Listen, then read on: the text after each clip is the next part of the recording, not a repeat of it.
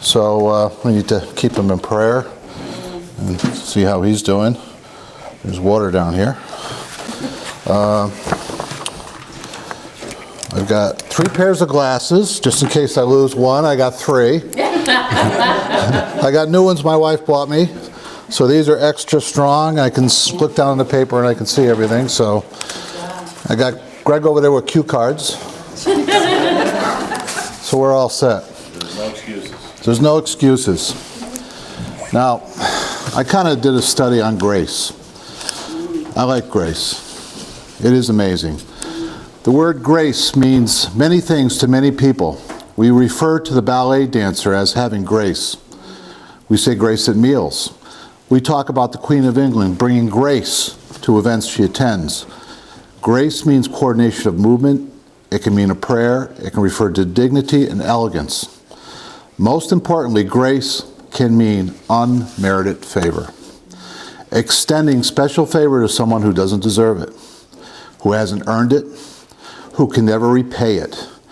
Every once in a while, we come across a scene in the scriptures where we see the beautiful illustration that grace, that a kind of grace, and we stand amazed at such amazing grace. We find one of these moments in the life of King David. It is my personal opinion the greatest illustration of grace in the Old Testament. It involves an obscure man with almost an unpronounceable name, Mephibosheth. I think that's how you say it. Mephibosheth. You know, my computer program, I have Quick Verse. You can actually get an app for it that will pronounce these names for you, so you can actually learn it. It is a beautiful, unforgettable story. Before his reign as king over Israel began, David made a promise to his predecessor. David vowed that he would not destroy Saul's descendant once he came to power. And that's in 1 Samuel 24:20. We open up there.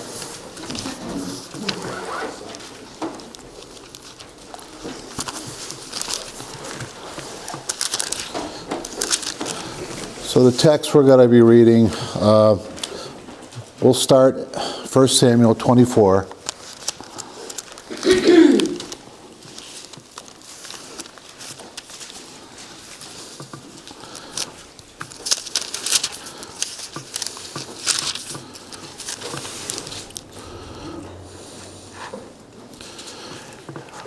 I'll just read the whole thing. And it came to pass when Saul was returned from following the Philistines that it was told him, saying, Behold, David is in the wilderness of En-gedi.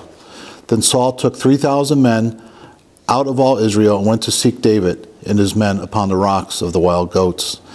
Then he came to the sheepcotes by the way. There was a cave. Saul went in it to cover his feet, and David and his men remained in the sides of the cave. Basically, Saul went in there to relieve himself. And the men of David said unto him, Behold, the day of which the Lord said unto me, Behold, I will deliver thine enemy into thy hand, and thou mayest do for him as thou shalt seem good unto thee. Then David arose and cut off the skirt of Saul's robe privately. So while Saul was relieving himself, David was so close to him that he was able to cut off a piece of his garment. Then it came to pass afterwards that David's heart smote him, because he had cut off Saul's skirt. And he said unto his men, The Lord forbid that I should do this thing unto my master. Now you got to remember, Saul is a spear chucker. He's trying to kill David. He's after David. So David stayed his servants with these words and suffered them not to rise against Saul. But Saul rose up out of the cave and went on his way. David also rose afterward and went out of the cave and cried after Saul, saying, My lord, the king. When Saul looked behind him, David stooped with his face to the earth and bowed himself. And David said to Saul, Wherefore hearest thou dear men's words, saying, Behold, David seeketh thy hurt? Behold, thine eyes have seen how the Lord had delivered thee to this day unto my hand in the cave, and some bade me kill thee. But my eyes spared thee, and I said, I will not put forth my hand against the Lord, for he is the Lord's anointed. It's grace. David could have killed him, but he didn't.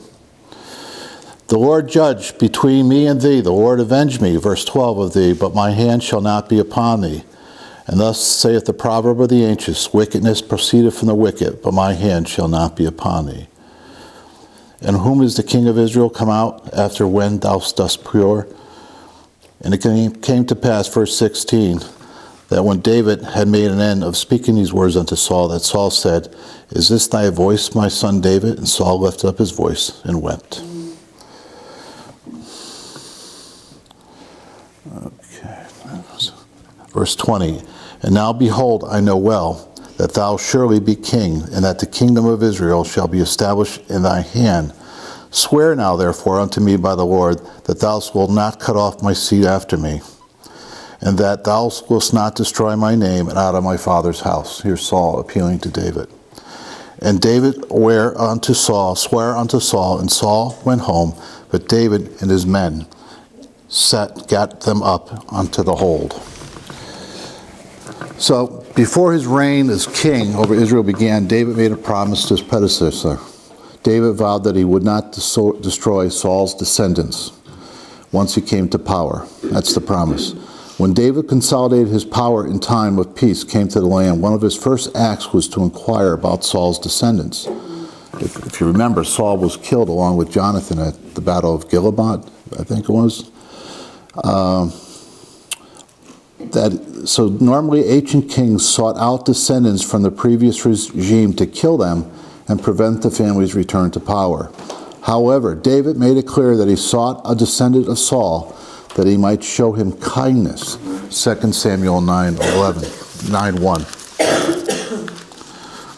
So, I mean, we all know the history of kings. If you read through the Bible, I mean, everyone gets annihilated in their families once they are gone for power. Even into modern times, with the kings and queens of England and Europe. So 2 Samuel 9:1. And David said, Is there yet any that is left of the house of Saul, that I might show him kindness for Jonathan's sake? One of Saul's former servants answered the call and informed King David about a single son of Jonathan who was crippled in both feet. David's response was beautiful. He moved right on it and said, Where is he? He didn't ask, How badly is he crippled? He didn't even ask how it happened to be in that condition. He just said, Where's the man located? That's the way grace is. Grace isn't picky. Grace doesn't look for things that have been wrong, that don't deserve love. Grace operates apart from the response or the ability of the individual.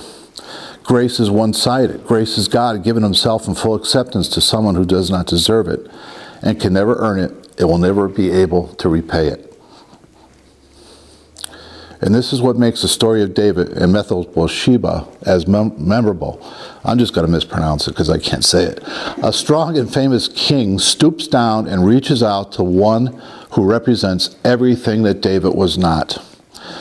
Not surprising, the son of Jonathan, Bathsheba, had been in hiding. He feared that David would be like all the other kings, seeking and killing descendants of the former regime.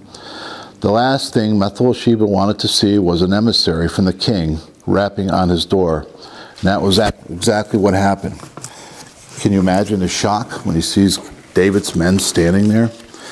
After answering the knock at the door, Bathsheba looked into the faces of David's shoulder and said unto him, The king wants to see you. He most likely thought, Well, this is it. I'm dead. But it wasn't. It was a whole new beginning. Taken before the king in Jerusalem, King David, this frightened man threw aside his crutches and fell down before the king, who had sovereign rights over his life. Bathsheba had no idea what to expect. Surely he expected David to said to him, Do not fear, for I will surely show kindness, grace to you, for the sake of your father Jonathan, and will restore to you all the land of your grandfather Saul, and you may eat at my table regularly. 2 Samuel 9:7. I'll just start chapter 9, verse 3. And the king said, Is there not yet any of the house of Saul, that I might show kindness of God unto him?